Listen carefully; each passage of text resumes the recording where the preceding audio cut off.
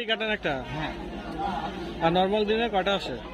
Normal দিনে কতটুকু বিক্রি করে? 20 কেজি মাথা এই গোস, 15-18 কেজি গোস, 22 কেজি 25 কেজি এরকম।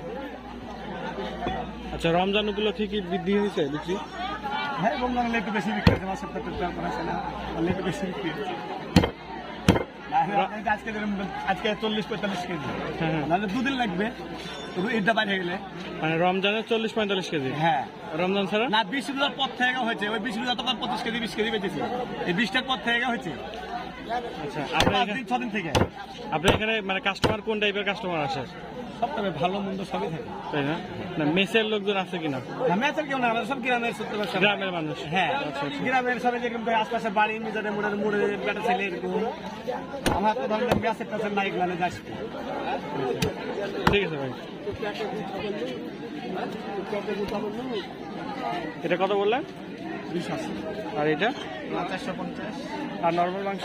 নর্মাল 750, ফ্রেশ কাটা আপনার 450। আচ্ছা আচ্ছা, ঠিক আছে ভাই, ধন্যবাদ।